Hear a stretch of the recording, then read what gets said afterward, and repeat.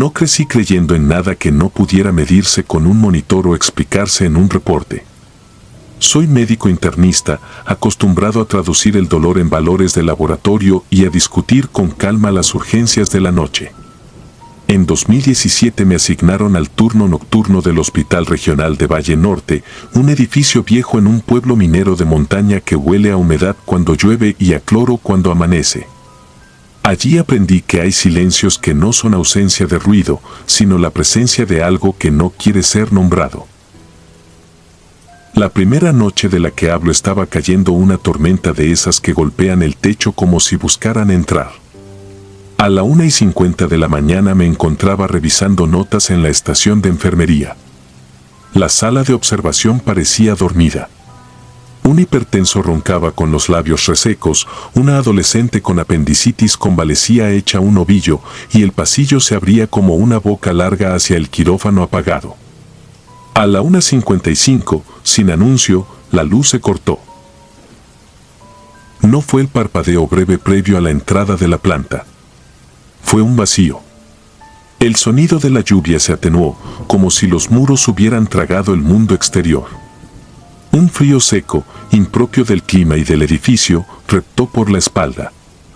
Me quedé quieto, respirando con la atención que uno pone cuando tiene una aguja en la mano. Alguien movió una camilla en el pasillo, eso creí, y luego nada. 40 segundos más tarde llegó la electricidad, pero regresó distinta, con un zumbido nuevo en el aluminio del techo y una claridad demasiado blanca. Los apagones se repitieron la noche siguiente, exactamente a la misma hora. Empecé a pedir a mantenimiento el registro de cargas de la planta. Todo parecía normal, salvo por una caída de voltaje no atribuible entre la 1:54 y 58 segundos y la 1:56 y 2 segundos. Los enfermeros dejaron de bromear y comenzaron a hablar en voz baja. Una de ellas, Teresa, me contó que al salir de la sala de curaciones durante el corte notó un hombre parado al fondo del pasillo, a la altura de la puerta que conectaba con la vieja terapia intensiva, clausurada desde antes de que yo llegara. Lo describió como una sombra de cuerpo completo, ni alta ni baja, inmóvil, de perfil. Cuando regresó la luz, no estaba. Quise creer que el cansancio alimentaba supersticiones. La medicina se sostiene sobre estructuras, no sobre espectros. Sin embargo, comenzaron a fallar detalles que no admitían sueño como explicación. La alarma del refrigerador de hemoderivados marcó 4C cuando el termómetro de columna señalaba 2C. Los marcapasos externos, guardados con batería al 80%, amanecían descargados. Un detector de humo mal calibrado no suena siempre a la misma hora. Esto sí. Indagué en las bitácoras de admisión. El primer corte coincidió con la muerte de un hombre sin identificación, recogido por la policía con traumatismos múltiples y signos de abandono. Llegó hipotérmico, con olor a lluvia y metal. No alcanzó a llegar al quirófano. En su hoja de ingreso se anotó una frase en el apartado de observaciones, escrita por la trabajadora social, pronuncia algo que suena a «no he terminado aquí», antes de perder la conciencia. Se registró la hora de defunción, 1:55 de la mañana. Nadie se presentó por él. Se le dio sepultura como NN 5 días después. Seguí los pasillos como si fueran líneas en un electrocardiograma que exigía ser interpretado. La vieja terapia intensiva estaba sellada con una cinta opaca. Detrás del plástico aún se adivinaban tomas de oxígeno, vitrinas, un reloj mural detenido en las 13:47. El guardia de seguridad me aceptó revisar las cámaras. A la 1:55, el monitor no mostraba negro, sino una textura granosa, como una tormenta de nieve en un televisor. Durante 3 segundos, entre esa nieve, se trazaba una silueta a contraluz en la puerta clausurada. La imagen no permitía detalle, pero la postura era precisa, hombros bajos, cabeza gacha, los brazos junto al cuerpo como quien espera su turno para entrar a un cuarto que no es suyo. La tercera semana decidí quedarme en el pasillo durante el minuto exacto. Me acompañaron el zumbido de los fluorescentes y el goteo insistente del suero de un paciente que no dormía. Coloqué sobre la mesa un saturómetro con batería nueva y el radio de mano. Cuando el reloj del teléfono vibró, sentí el aire abrirse. La luz cayó como un telón. El radio murió, pero el saturómetro siguió encendido con una lectura en blanco como si midiera un dedo invisible. La cifra parpadeó: 95%, 94%, 93%. Noté una corriente helada pasando a mi izquierda, sin pasos, sin roce.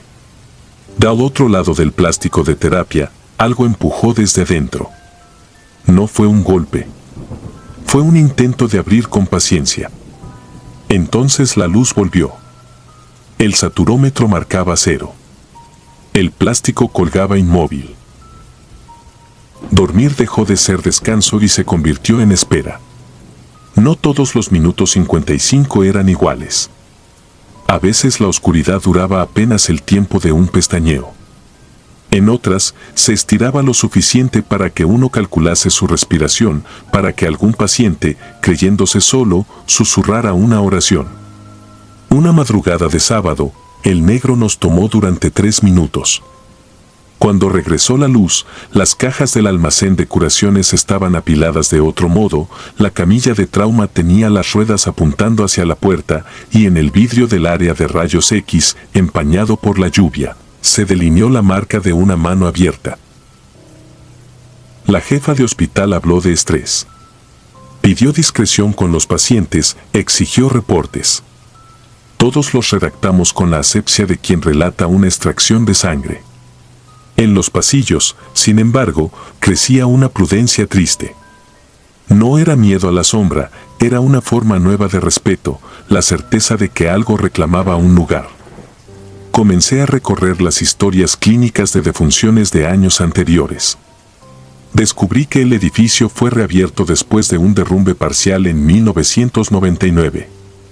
La terapia de ahora correspondía a lo que antes fue una capilla improvisada, donde se veló a 2 fallecidos por un choque en carretera, ambos sin familiares. Un enfermero viejo, a punto de jubilarse, me dijo que uno de ellos llegó murmurando: "No he terminado", con la boca llena de sangre. Nadie anotó eso. Lo recordaban solo los que seguían de noche desde entonces. La última noche en que estuve en ese hospital, la tormenta regresó con una rabia idéntica a la primera. A las 1:50 preparé la estación como si armara un ritual clínico, guantes listos, una linterna pequeña, el radio cargado y una Biblia delgada que alguien olvidó en urgencias.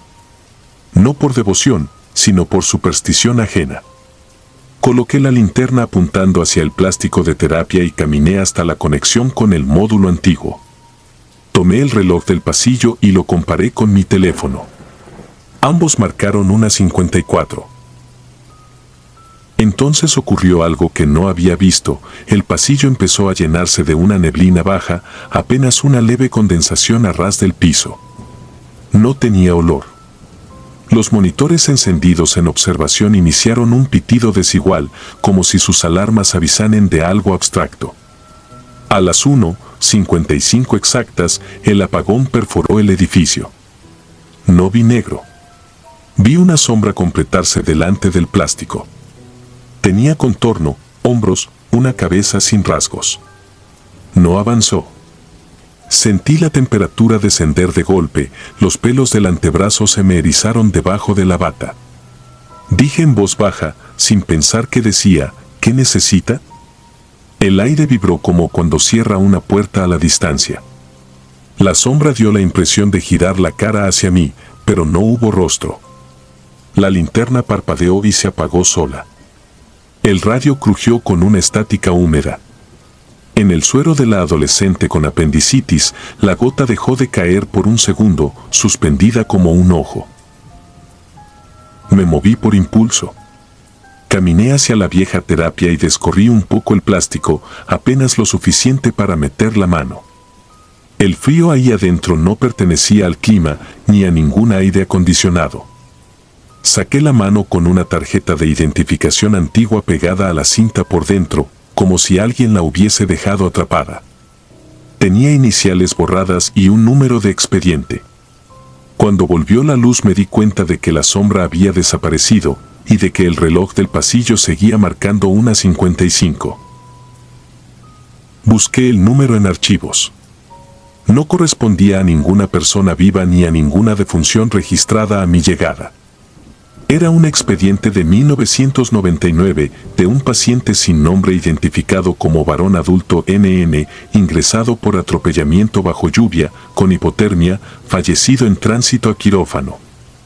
El lugar del fallecimiento, según el documento, se había cambiado con tinta a mano, de pasillo quirúrgico a capilla temporal. La hora estaba escrita 2 veces, una 55 y una 56, como si hubiese querido corregirse y nadie se atreviera. No hice exorcismos ni llamé a nadie. Solo regresé al pasillo durante la siguiente semana a la misma hora, con la tarjeta en el bolsillo, y me quedé quieto, sin linterna, sin radio. La oscuridad llegó obediente, se detuvo sobre mí y pasó de largo como una marea que reconoce la forma de una roca. No volvió a empujar el plástico. Los monitores siguieron respirando. La adolescente despertó una noche y dijo que había soñado que un señor con el pecho mojado se alejaba por un pasillo y se perdía detrás de una puerta cerrada. No anoté eso. Tiempo después me trasladaron a otro hospital. Dejé la tarjeta sin nombre debajo del reloj del pasillo, junto a los stents caducos que alguna vez usaron de llavero. Los apagones, supe por mensajes, no cesaron del todo, pero se hicieron menos exactos. A veces llegaban a la 1:53, otras a las 2:01. El minuto 55 dejó de ser un borde filoso y se volvió una hora indefinida, como si la presencia hubiese encontrado más espacio o más sueño.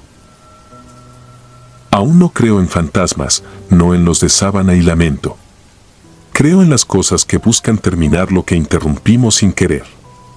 A veces, en la madrugada de un hospital, el mundo es un respirador que se niega a caer en modo silencioso, un frío que no está en el aire, un reloj que se obstina en una hora, y un pasillo que se recuerda a sí mismo con alguien de pie al fondo. Cuando miro cualquier reloj y marca las 1:55, me vuelvo a ver levantando el plástico con la yema de los dedos, sintiendo ese frío preciso que no depende del clima. Y entiendo que la medicina también es aprender a escuchar lo que no se ve. Porque a esa hora, en ese lugar, alguien seguía esperando que lo nombraran, o que al menos se le hiciera sitio en el archivo del mundo. Y, por un momento breve, se lo hicimos.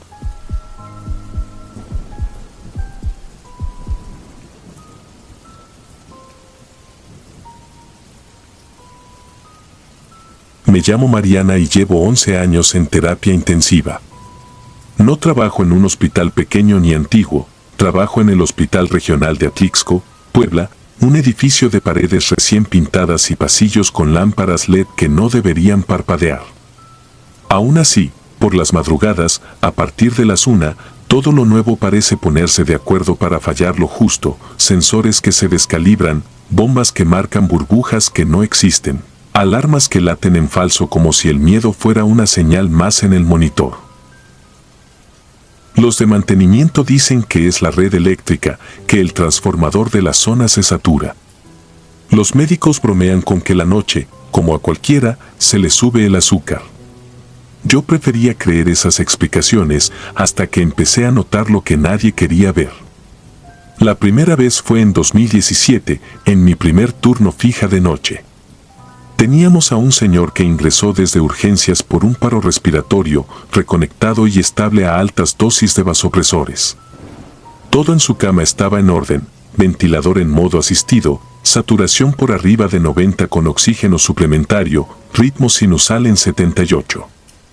Eran las 01:31 cuando el monitor trazó un repunte brusco de la tensión arterial y un ascenso momentáneo de la saturación.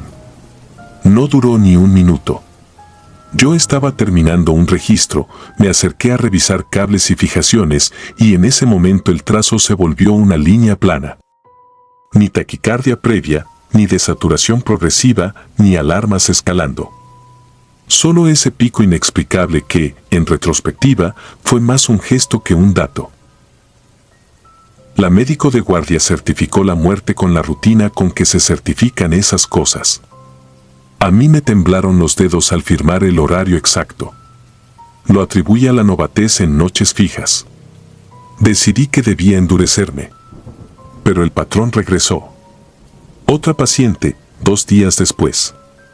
Un repunte breve a la misma hora improbable, y luego la nada. Semanas enteras sin que pasara, luego, 2 casos la misma noche. Eran diferentes edades, diferentes diagnósticos, diferentes camas. El denominador común era la hora. Siempre entre la 1:27 y la 1:36. Y yo allí, frente a la pantalla, con la sensación de que el monitor me pedía que lo mirara. No hablé de esto con nadie al principio. El personal de enfermería aprende pronto cuando conviene callar. Pero empecé a anotar, por mi cuenta, en una libreta guardada en el casillero. Escribía los minutos exactos, la cama, la saturación previa, el modo ventilatorio, cualquier signo que, sumado, pusiera orden. Lo único que se repetía era ese pico mínimo, como una respiración que se infla apenas antes de apagarse. Alguien diría que es fisiológico, un insulto final del organismo. Quise creerlo, hasta que la libreta empezó a mostrar otra regularidad que nadie aceptaría en voz alta. A veces el pico aparecía en un monitor sin paciente. Fue una madrugada de agosto, guardia compartida con Ivone. Tuvimos un traslado al tomógrafo y dejamos la cama 5 vacía. Quedaron los cables recogidos, la sábana estirada, el sensor de saturación enrollado sobre la baranda. A la 1:33, el monitor de esa cama lanzó un bip seco, el tipo de alarma que avisa de señal recuperada. Me giré hacia la pantalla, un trazo apareció como si hubiera pulso, solo 3 latidos perfectos. La saturación subió de 0 a 95, imposible sin dedo, imposible sin sangre. El ventilador registró un ciclo aunque no tenía circuito conectado. Ivone, enfrascada en preparar medicación, no lo vio. Yo apreté el botón de silencio con más fuerza de la necesaria. A la 1:34, aquello se borró solo. Decidí entonces que, si la explicación no podía venir de fuera, tendría que buscarla dentro de mi propio turno. Cambié costumbres. A esa hora dejé de ir por café, me quedaba de pie frente a los monitores, como una guardia de piedra. Me aprendí los ruidos de cada bomba, de cada válvula expiratoria, el zumbido particular del aire acondicionado cuando baja a 18 grados. Empecé a distinguir la diferencia entre una alarma por desconexión y una alarma por presencia. Porque fue inevitable empezar a pensar la palabra, presencia. Tenía ese carácter de visita breve y contundente, ese modo de tocarlo justo para que todo la notara, aunque nadie la mirara de frente. Recuerdo una noche en particular, meses después, que me define este relato. La sala estaba con 8 camas ocupadas. Había una paciente joven llamada Claudia en la cama 2, choque séptico, vasopresores al límite, un señor en uno con EPOC que necesitaba ajustes finos para no pelearse con el ventilador, en la 6, un politraumatizado estable. A la 01:28 la unidad estaba silenciosa como una capilla. Me acerqué a la 2 para verificar líneas. Vi las manos de Claudia inmóviles, los dedos transparentes por la vasoconstricción, y su monitor dejó un diente agudo, una presión sistólica que subió 15 puntos sin razón. Me giré por reflejo hacia el pasillo. Y la vi. No era una figura nítida, no era un fantasma al pie de la cama con sábanas de película. Era un recorte más oscuro en la oscuridad, parado justo donde la luz del pasillo no terminaba de entrar. La forma que adoptaba era humana como un mal dibujo de un cuerpo, más alto que la puerta, como si tocara el vano con la cabeza. No caminaba ni flotaba. Era un estar que se sostenía en los bordes. Lo vi lo suficiente para saber que me estaba mirando, aunque no tuviera ojos. Parpadeé y ya no estaba. Cuando regresé la vista al monitor, la saturación de Claudia marcó 99 por un segundo. Luego, la línea recta. La médico certificó otra vez sin preguntas. Yo anoté 1:30. Esa misma madrugada, a las 1:35, la cama 7, que tenía a un paciente intubado pero estable, mostró el mismo repunte. Corrí, me planté al lado, hice lo que debía, aspiré, revisé conexiones, anoté signos. Sentí frío en la nuca, literal, como si me abrieran una ventana que no existía. No vi nada ese segundo. El paciente murió a las 1:36.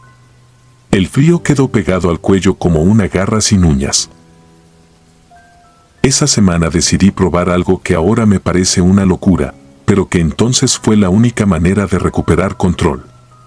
A la hora maldita conecté un monitor portátil a mí misma, brazalete de presión en mi brazo, el saturómetro en mi dedo, los electrodos en el pecho bajo la filipina.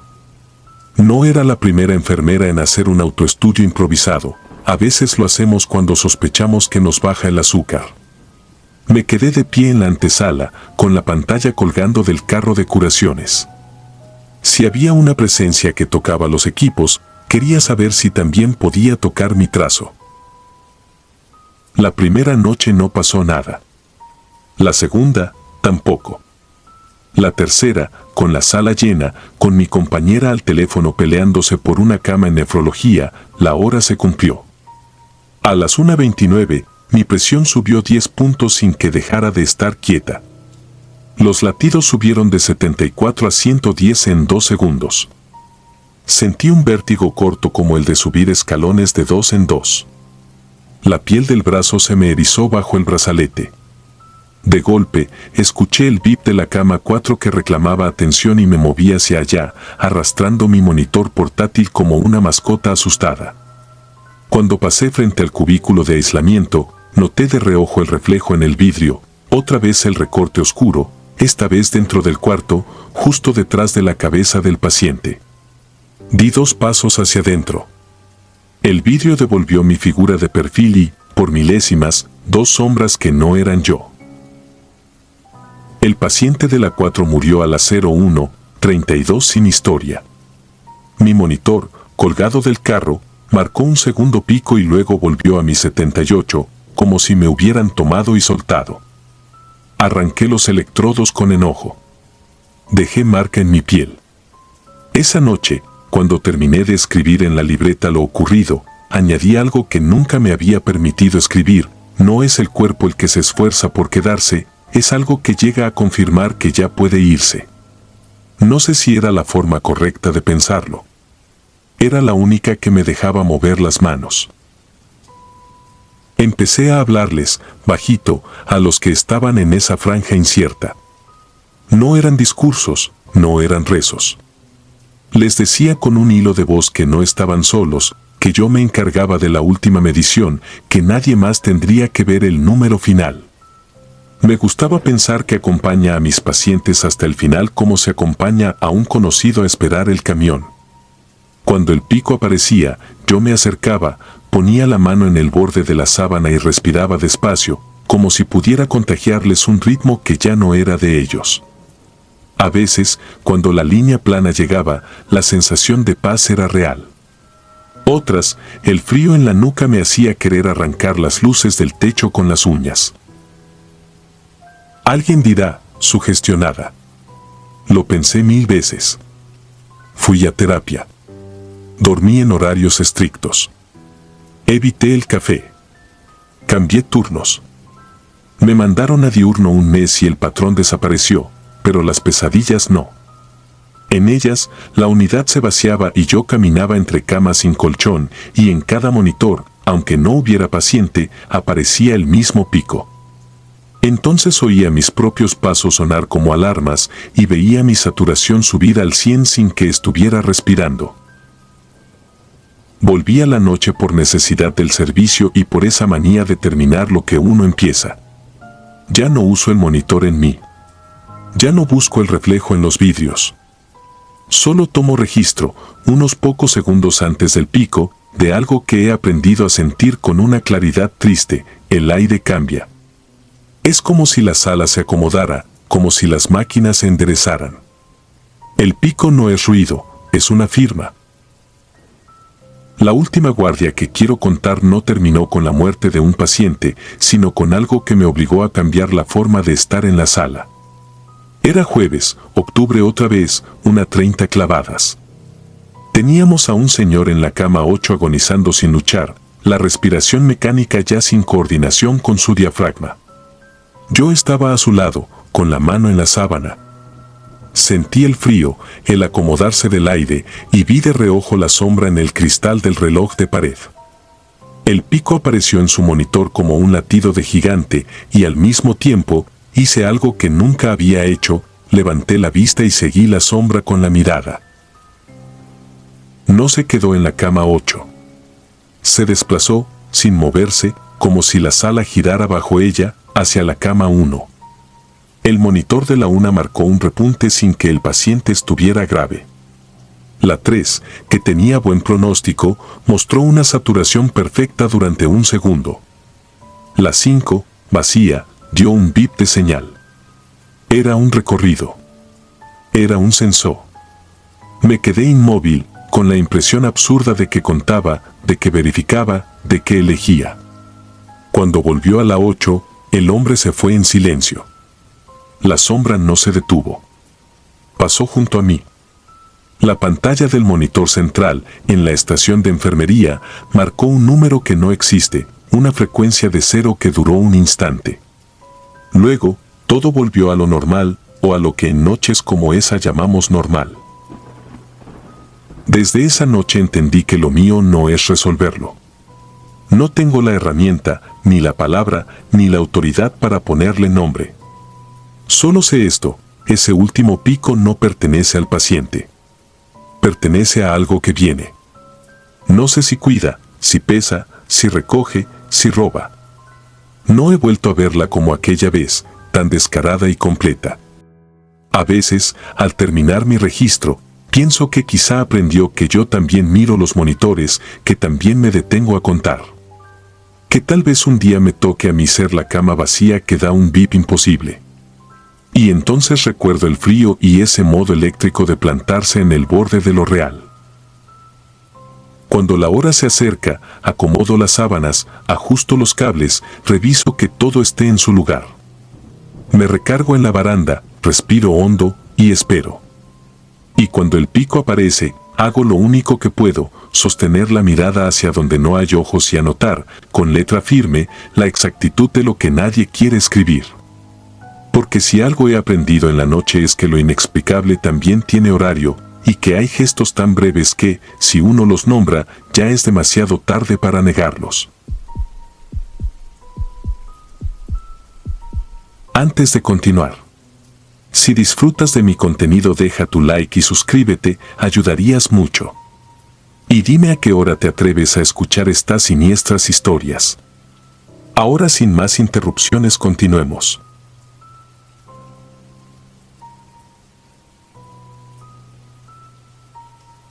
Me llamo Mariela y en 2013 tenía 4 años trabajando como enfermera de noche en el Hospital Civil Viejo de Monterrey. Había llegado por necesidad, pero me quedé por costumbre. Uno aprende a moverse sin hacer ruido, a identificar el gemido de un ventilador gastado, a reconocer el brillo de un monitor que está a punto de fallar. El edificio tenía medio siglo y demasiadas reformas encima. Había pasillos que cambiaban de ancho sin explicación, puertas que daban a tramos ciegos y avisos pegados con cinta amarilla para recordar que tal o cual elevador funciona solo con operador. Nadie se molestaba en quitarlos porque a veces decían la verdad. Mi turno comenzaba a las 8 de la noche en medicina interna, una ala larga con 12 cuartos y una central de enfermería donde todo quedaba a la vista, la mesa con el libro de ingresos, la extensión del conmutador, el panel de timbres, el reloj con segundero saltón. Cuando la guardia es tranquila, uno se confía, y cuando algo rompe el patrón, el cuerpo lo sabe antes de que la cabeza intente explicarlo. La noche de la que hablo se me quedó clavada en un lugar del pecho al que no le llegan los analgésicos. Llovió desde la tarde y el generador rugió un par de veces cuando la luz titubeó. Hicimos rondas como de costumbre. En la cama 7 estaba don Ubaldo, insuficiencia cardíaca, piel de papel y mirada de quien ya no confunde los sueños. En la 3, una chica posoperatorio de vesícula sin complicaciones. El resto, estables. A las 2:17, el teléfono de la central sonó. La hora la recuerdo porque el reloj empujó el segundero con un clic justo cuando descolgué. La pantalla verde marcó EXT0221. Era raro. Teníamos registradas las extensiones más utilizadas y la 221 no venía de nuestra planta. Me llevé el auricular a la oreja y escuché el ruido de la línea como cuando se dejan cables al aire. No hablé. Nadie habló. Ese silencio donde uno distingue, escondido, el eco de una respiración. Colgué.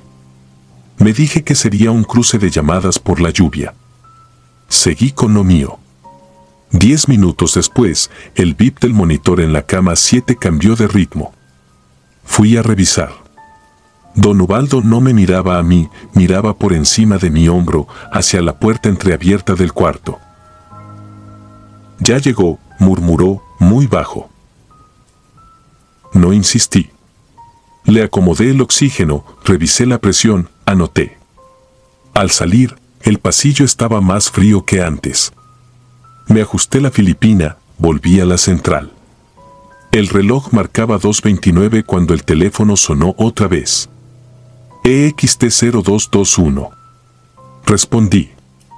No hubo estática esta vez. Hubo una voz de mujer, lejos, lastimada por la distancia, diciendo apenas, ayúdame. No pregunté nada. No pude. Se cortó sin el clic de colgar. La pantalla volvió a mostrar la hora, imperturbable. Abrí el cuaderno de incidencias y anoté, llamada extraña, 229-0221. No supe por qué lo hice. Tal vez porque anotar hace que lo ocurrido parezca obedecer a un procedimiento. Me encaminé a la estación del conmutador del piso, un aparato viejo con luz ámbar y teclas plásticas. Lo revisé, sin fallas aparentes. Llamé a urgencias. Contestaron somnolientos. Nadie había marcado desde allá. Colgué con el mal presentimiento sentado a la orilla del estómago. La tercera llamada llegó a las 2:41. Otra vez la 221. Respondí con la voz fingidamente profesional de quien no quiere que se le note la inquietud. La línea estaba más limpia y la voz, más cerca, como si hubiese caminado pasillos enteros al otro lado del cable. No encuentro la salida, dijo. Se escuchó, por detrás, un sonido como de elevador moviéndose con fatiga. Después, el golpe seco de una puerta metálica. Quise preguntar en qué piso estaba, pero la palabra no me salió. El hilo se cortó de nuevo. Miré la pantalla. Me miré las manos, más frías que el pasillo. Fui a ver a don Ubaldo. Dormía con el rictus de quien se rinde. En la puerta, la sombra de mi propio cuerpo no se quedaba quieta, la luz del pasillo parpadeó 2 veces. Volví a la central y marqué a seguridad para preguntar por la extensión 221. No existe, me dijeron. Las 200 son de la Torre Vieja, pero eso está dado de baja desde hace años. Pregunté por la Torre Vieja. Clausurada, salvo en montacargas que cruza al sótano. No lo uses. No pregunté por qué. Colgué. Cuando uno lleva tiempo en un hospital, las historias circulan como corriente de aire bajo las puertas. Yo había escuchado varias, todas con la misma pieza central, una enfermera de apellido Armenta, turno nocturno, una noche de lluvia, un corte de luz, un traslado de urgencia por el montacargas entre la Torre Vieja y la Nueva. El elevador se detuvo entre pisos. Hubo un contratiempo que no se aclaró nunca. Se decía que alguien no alcanzó a llegar. Nunca supe si la Armenta murió allí o después, pero su nombre quedaba siempre flotando como humedad. A las 2:53, el panel de llamados de cama empezó a parpadear de manera absurda, timbres de cuartos vacíos, luces que no correspondían, el pitido insistente de la cama 12, que estaba desocupada desde la tarde. Fui con cautela. La 12 olía a antiséptico y a tiempo detenido. El teléfono interno de la cabecera, desconectado desde hacía semanas, estaba descolgado sobre la sábana. Lo levanté. La línea estaba viva del lado incorrecto de la historia. No dije nada. Alguien respiró al otro lado, como si reposara la frente contra una puerta y hablara a través del metal. Hay alguien, salió de mí sin permiso. No hubo respuesta. Colgué. El cable del aparato, viéndolo bien, no llegaba a ningún puerto. Regresé a la central con el corazón midiendo la distancia entre sus latidos. El reloj marcaba 3:1 y la lluvia golpeaba más fuerte. El generador rugió, las luces hicieron una ola corta. Me quedé sola, porque Araceli, mi compañera, había bajado a farmacia por analgésicos. El teléfono sonó por cuarta vez. EXT0221. Lo miré sonar, torpe, inútil. Descolgué en el tercer timbrazo por miedo a que el cuarto arrastrara algo que no quería conocer.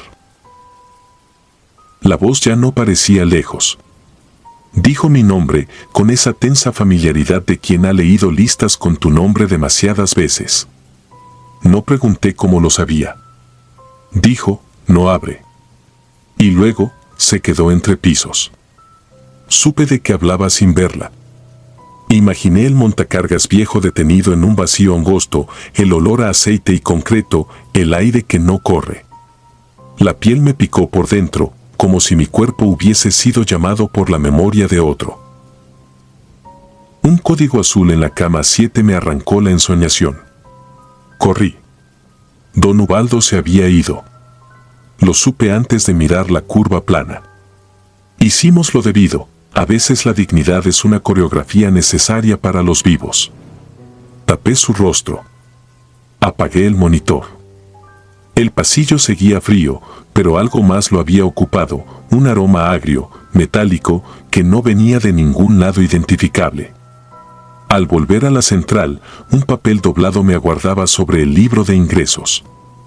Nadie había pasado, nadie podía haberlo dejado. Lo abrí. Era una hoja de registro antigua, encabezado del hospital con el logotipo viejo y tinta corrida. Anotaciones de una enfermera de la planta de medicina, fecha 1979. Turno nocturno. En la parte inferior, un nombre, Armenta. A la derecha, escrito con prisa, 2:17, llamada. 2:29, llamada. 2:41, llamada. Montacargas no responde. Guardé la hoja como si tuviera calor. Miré el teléfono. No sonó. El silencio ganó peso. Decidí bajar. No era valentía, era un impulso que parecía más obediencia que decisión. Tomé la linterna, las llaves del cuarto de material y el radio. Crucé la planta, bajé por la escalera de servicio hacia el pasillo que conectaba con la torre vieja. El candado era nuevo, pero la puerta se dio con un empujón, como si del otro lado alguien hubiese sostenido la hoja con la palma abierta. El aire era otro, húmedo, con el eco sordo de maquinaria que respira a intervalos. Seguí el olor a aceite hasta el montacargas. Los botones no tenían leyendas, el indicador de piso estaba roto, congelado entre el 1 y el 0. Llamé al ascensor con la llave. Un zumbido se encendió, como un ronquido en un pecho enorme. El tablero, muerto. Coloqué el oído en la puerta metálica. Del otro lado, inexistente, alguien exhaló una palabra que pude no haber escuchado y, sin embargo, escuché, abre. No lo hice. El miedo no siempre impide el movimiento, a veces impide el gesto exacto que nos condenaría. Retrocedí. El radio crepitó sin señal. La linterna iluminó la línea de polvo junto a la puerta. Había un rastro, la forma de unos nudillos marcados en esa costra finísima, a la altura donde uno golpearía si se quedara atrapado. 5 marcas, repetidas una y otra vez, borradas por el tiempo y vueltas a dibujar. Acerqué la mano, sin tocar. Sentí frío sin contacto. Subí con la sensación de no haber resuelto nada. En el pasillo principal, las luces volvieron sólidas, el generador se estabilizó. En la central, Araceli ya estaba de vuelta, contándome que abajo se había ido la luz unos minutos. No le conté lo del montacargas. Le mostré la hoja. La leyó, no dijo nada. La dobló como se doblan los documentos que no conviene explicar. A las 3:33, la extensión 221 llamó por última vez. Descolgué con una compostura que no sentí mía. Escuché la respiración de la mujer, fatigada, y algo que parecía el golpecito rítmico de uñas contra metal. No suplicó. No se quejó. Pronunció, como quien dicta un reporte final, 3 palabras: sigo en tránsito. La línea murió. El silencio quedó, otra vez, a cargo. El resto de la noche pasó inclinada hacia el amanecer. Vinieron a recoger el cuerpo de don Ubaldo, entregamos turno con caras de trabajo bien hecho y ojos que evitan mirarse demasiado. La hoja con el registro antiguo desapareció de mi bolsa antes de llegar a casa, o quizá nunca la guardé. Ese día dormí mal. Desde entonces, cuando suena el teléfono de madrugada, el cuerpo se me tensa en el mismo punto del pecho. A veces la pantalla muestra extensiones conocidas, a veces números externos, a veces nada. Nunca volvió a aparecer la 221 en nuestra planta, pero supe de otras. Un camillero de cirugía juró que había recibido una llamada igual en el cuarto de aislamiento. Un interno dijo haber escuchado la palabra piso susurrada por el interfono que no funciona. En los cambios de turno, el nombre Armenta vuelve como un paciente sin alta. Me he preguntado muchas veces por qué me dijo mi nombre, si de verdad lo dijo, o si fui yo quien lo talló dentro de la frase para sentirme elegida. No tengo respuestas. He pensado en la obstinación con que los hospitales retienen lo que no pueden curar: ecos, rutas, pasos. Hay lugares diseñados para el tránsito que, de tanto mover vidas y cuerpos, aprenden a quedarse con lo que los cruza. Un montacargas detenido entre pisos. Un cable mordido por la humedad. Una extensión dada de baja que, sin embargo, insiste. Sigo en el turno de noche. A veces la lluvia me despierta antes de salir de casa y me sorprendo sosteniendo el teléfono un poco más de lo necesario sobre su base, como si el peso del auricular fuera un talismán. Cuando el reloj empuja el segundero y la pantalla del conmutador vibra, respiro y levanto. Atiendo. Escucho. Contesto lo que se puede. No rehuyo la llamada, pero tampoco abro puertas metálicas con voces detrás. Hay cosas que uno aprende a dejar donde están, no por cobardía, sino por respeto. Y cada tanto, cuando cruzo el pasillo y el aire se vuelve inexplicablemente frío, recuerdo los 5 nudillos insistiendo en el polvo y la palabra dictada con la serenidad de un informe, en tránsito. Si alguna vez te despiertas a las 2:17 con el teléfono sonando en otra habitación, no pienses en mí. Piensa en los lugares por los que pasan todos y a los que nadie mira. El hospital sigue ahí, con su conmutador viejo, sus timbres que encienden luces equivocadas, su elevador con indicaciones rotas. Lo que habita esos espacios también sigue. Y a veces llama. No para asustar, creo. Llama para no desaparecer del todo. Llama para que alguien, aunque sea un instante, sostenga el auricular y acompañe esa respiración detenida entre pisos. Llama para no quedar sola en la línea muerta.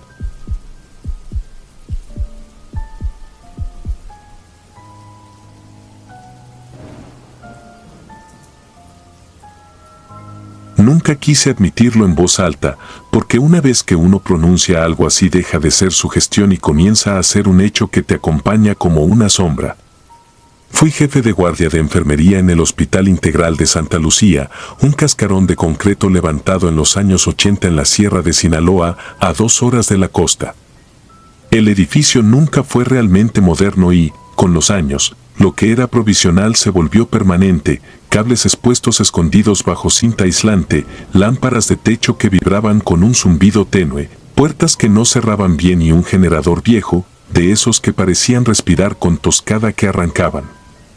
Me resigné a sus caprichos hasta que empecé a notar que los apagones ocurrían siempre a la misma hora. No a la hora aproximada, no de madrugada, sino a la 1:33. Un minuto largo de penumbra y después el jadeo del generador, como si el hospital entero contuviera el aliento y luego lo soltara de golpe. Era 2019, temporada de lluvias tardías. En el ala de cuidados intensivos, 4 cubículos con monitores cardiorrespiratorios que todavía conservaban el plastiquito protector en las esquinas, como si eso impidiera el desgaste. Aquella primera noche llegué antes del cambio, revisé que el flujo de oxígeno fuera estable, que los filtros HME no estuvieran saturados, que los equipos de succión tuvieran agua en el frasco. Me gustaba dejar todo a prueba de maldiciones, así lo llamaba, como un chiste privado. A la 1:33, el hospital exhaló. Se fue la luz con un latido seco del transformador y el pasillo se deformó en un túnel de asfalto. Saqué la linterna de la bata. Ella siempre parecía más débil en ese tramo, como si se deshiciera en el aire. Los monitores murieron al mismo tiempo. Solo quedó el sonido del goteo de una llave mal cerrada, un metrónomo torcido. La primera vez no pasó nada que pudiera señalar como imposible. Una corriente de aire helado me rozó los nudillos, distinta a las corrientes que uno aprende a reconocer. No había ventanas, no había ventilación abierta a esa hora, no había razón para que mi piel se erizara con una sensación cortante que subía desde los dedos hasta las clavículas. El generador tosió, lanzando una ráfaga de luz amarilla que se fue afirmando. Todo regresó a la normalidad y, aún así, me costó tragar saliva. Lo anoté en mi libreta como se anota la temperatura de un paciente, 1:33, caída total, sensación de frío localizado en cubículo 3. Puse un asterisco. Quise creer que estaba cansado. Las siguientes guardias empezaron a dibujar un patrón. Apagón a la 1:33. Un minuto largo que a veces era más largo, como si se estirara. En ese minuto, el aire se volvía pesado y la penumbra apretaba la garganta. A veces, en el fondo del pasillo, una zona más oscura se deslizaba de un lado a otro, silenciosa, sin forma clara. No la miraba directo. Aprendí que la periferia del ojo te entrega verdades que el centro niega. Con el tercer apagón, comencé a medir no solo lo que sentía, sino lo que pasaba después. Los pacientes más graves parecían pagar un tributo. Quien estaba borderline se volvía inestable. No era un deterioro inmediato y teatral, era la suma de pequeñas desviaciones, una saturación que no remontaba pese a las maniobras, un ritmo que encontraba extrasístoles donde no las había, una presión que se negaba a obedecer la norepinefrina. Cuando amanecía y el cansancio te hacía dudar de la noche, yo revisaba los registros de los equipos. En las tiras de ritmo había fragmentos con ruido eléctrico en picos regulares, como si alguien hubiera respirado dentro de la señal con una cadencia ajena a la del paciente. Era ruido de línea, me decían. Pero el ruido tenía pausas, y en las pausas parecía que algo se asomaba y luego se retiraba. Empecé a recorrer el hospital antes de la 1:30, buscando grietas, buscando razones. En el sótano, junto al cuarto del generador, vi el muro más viejo del edificio, una pared de ladrillo distinto, como si hubieran levantado el hospital engullendo otra cosa. Ahí, el olor era peculiar. No a diésel, no a moho, sino a polvo quemado y ozono, a cables mordidos por el tiempo. En un rincón había placas ennegrecidas de metal con números a medio borrar. Se me clavó en la cabeza la idea de que la electricidad no era el problema, sino el canal, como un río que arrastra no solo agua. Cuando tuve oportunidad, pregunté por el historial. Nadie quería hablar, pero encontré en el archivo, entre hojas con grapas oxidadas, una nota de mantenimiento de 2001. El generador había ardido durante una tormenta y el humo subió por los ductos de ventilación. Murieron 2 pacientes por hipoxia. Una enfermera quedó atrapada en el pasillo intentando ventilar a mano a un niño con una bolsa autoinflable. No la nombraban. Era una mención seca, con firma ilegible. Cerré la carpeta sintiendo que alguien había apoyado la frente en el vidrio del pasado sin atreverse a ver. La noche que me marcó empezó como cualquier otra. Llovía sobre el techo y el agua caía por un canalón que golpeaba con un ritmo desesperado. Teníamos un posoperatorio séptico que no quería aflojar y un anciano con EPOC al que le habíamos prometido aire tranquilo y que nos miraba con rencor cuando le aspirábamos secreciones. Yo iba de cama en cama, ajustando pinzas Rowler, escuchando el siseo regular de los ventiladores, asegurándome de que los sensores de SPO no estuvieran fríos. A la 1:31, el reloj de pared se detuvo un segundo, solo un segundo, y lo noté. A la 1:33, las luces cayeron como si alguien hubiera cortado el hilo con tijeras. El hospital no quedó oscuro de golpe, hubo una tenue luz que se retiró paso a paso, como una marea lenta que descubre piedras negras.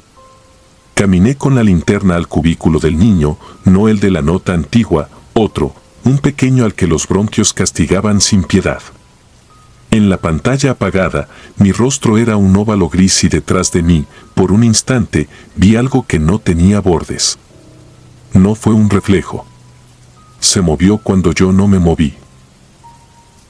El silencio no fue silencio. Había un sonido profundo, de fondo, una especie de susurro que no era voz, como aire forzándose por una rendija. Me subió por la espalda la brisa helada que ya había sentido, pero esta vez fue como si se quedara, como si me tomara por el cuello con una mano abierta. Empecé a ventilar al niño con la bolsa. Conté mentalmente las insuflaciones para no perder el ritmo. En algún punto me di cuenta de que mi conteo no era el único. Entre respiración y respiración, en el borde mismo del oído, alguien contaba igual que yo. No era eco. El aire que salía del niño hacía un ruido húmedo al pasar por la cánula, y entre ese ruido la cuenta ajena se acomodaba sin equivocarse. No quise voltear. El generador tardó más que nunca. El tiempo se volvió viscoso. Mi mano izquierda empezó a entumecerse como si la hubiera sumergido en agua helada. La bolsa se comprimía con resistencia mínima, y cada tanto un escalofrío me trepaba hasta la coronilla. Pensé en la enfermera sin nombre, en su bolsa, en su pasillo. Pensé que hay trabajos que se heredan con sus deudas. Cuando volvió la luz, no regresó toda. Los tubos fluorescentes parpadearon a destiempo, como párpados de un insomne. El monitor al que conecté de nuevo los electrodos escupió un ritmo con artefactos, y en la derivación 2 había unas muescas que no correspondían a nada que yo conociera. 12 respiraciones por minuto clavadas, perfectas, marcadas por una cadencia que se sentía prestada. En el corredor, al final, la zona oscura ya no se movía. Parecía una ausencia concreta, una forma hecha de falta de luz. Se deshizo cuando di un paso hacia ella, no antes. Esa misma madrugada, en el cubículo contiguo, el anciano con EPOC entró en paro. No fue dramático. La línea se fue aplanando como si se hubiera cansado de pelear. Lo trabajamos sin pausa. No regresó. En el acta, la causa quedó como paro cardiorrespiratorio por insuficiencia respiratoria aguda. En la libreta, donde solo escribo para mí, puse otra cosa, una 33, deuda pagada. Podría decir que fueron coincidencias. Podría decir que la mente cansada arma figuras con sombras. Lo intenté. Volví a revisar instalaciones. Cambiamos el filtro de combustible del generador, limpiamos contactos, pedimos a la dirección que actualizara la planta. Nos respondieron con promesas, con presupuestos que no llegaban. Entretanto, La 1:33 seguía clavada al edificio como una veleta oxidada señalando siempre el mismo viento. Un par de semanas después, bajé de nuevo al sótano. Llevé conmigo una lámpara de mano más potente y un termómetro infrarrojo. No encontré variaciones de temperatura que justificaran lo que sentía. Apunté a la pared antigua por puro capricho.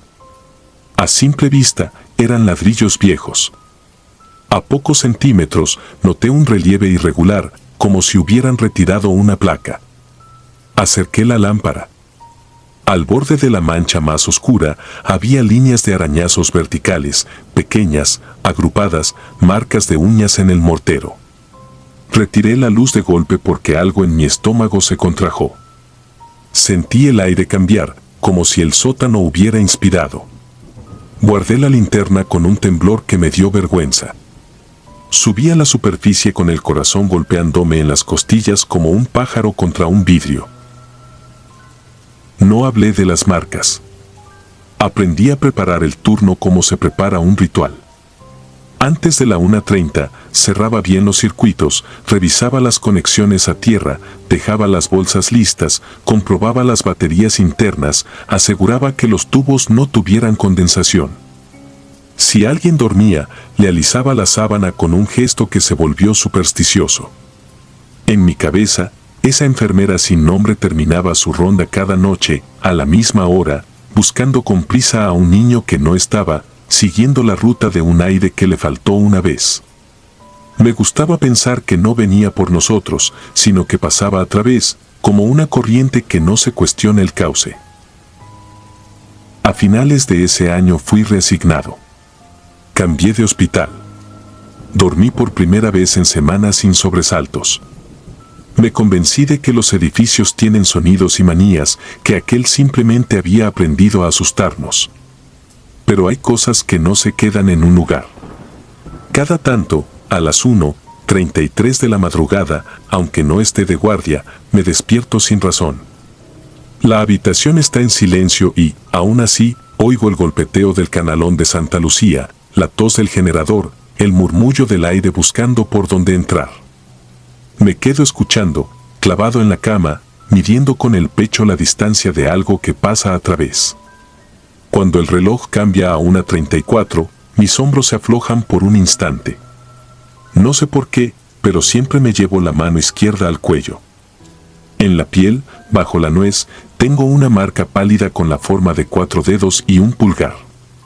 No es quemadura, no es hematoma. Es una ausencia, como si me hubieran tocado con frío.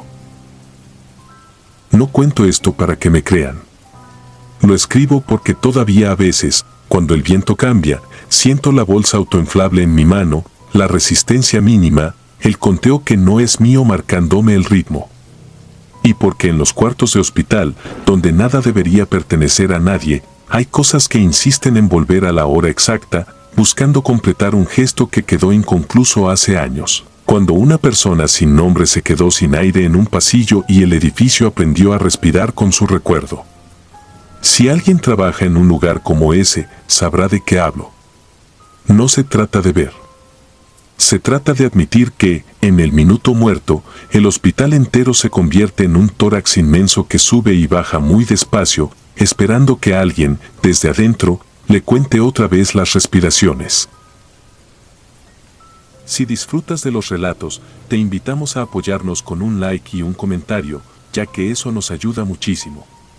Además, si aún no estás suscrito o suscrita, te animamos a formar parte de la comunidad del terror. Muchas gracias por escucharnos y por tu apoyo.